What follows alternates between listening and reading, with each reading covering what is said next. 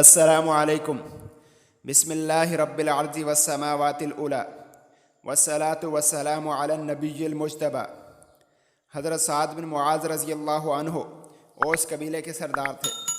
آپ انصار صحابہ کرام میں سے تھے۔ آپ نے ہجرت مدینہ سے تقریباً 1 سال قبل اسلام قبول کیا۔ اسلام قبول کرنے کے بعد آپ نے اپنی قوم سے کہا، میرے بارے میں تمہارا کیا خیال ہے؟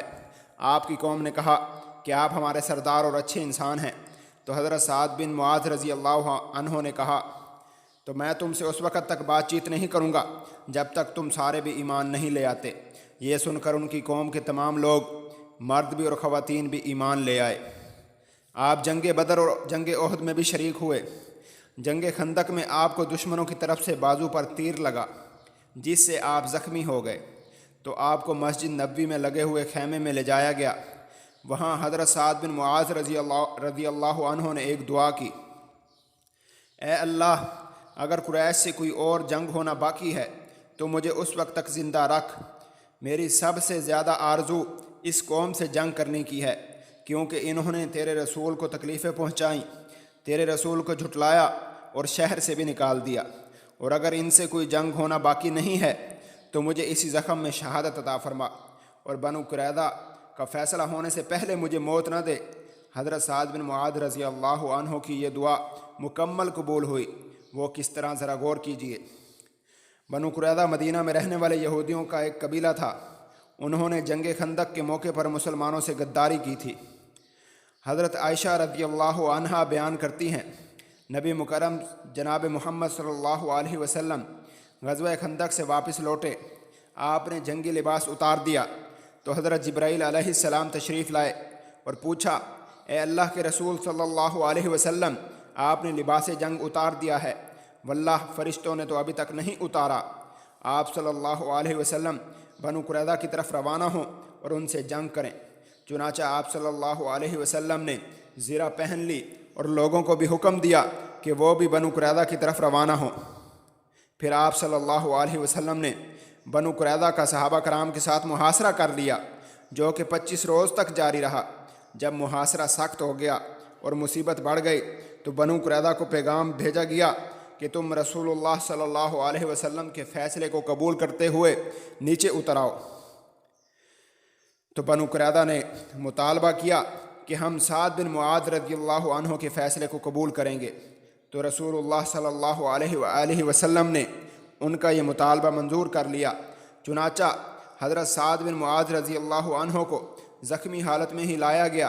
ان کے گرد قوم کا ایک ہجوم تھا جو سفارش کر رہے تھے، اے ابو عمر، یہ بنو قریظہ والے آپ کے دوست اور حلیف ہیں اور سخت مصیبت میں ہیں، آپ ان کے بارے میں کوئی آسان فیصلہ کیجئے۔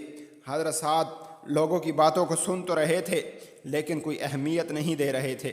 پھر حضرت سعد نے فیصلہ سناتے ہوئے کہا کہ ان کے جنگجو مردوں کو قتل کر دیا جائے، عورتوں اور بچوں کو قید کر لیا جائے اور مال و متاع تقسیم کر دیا جائے۔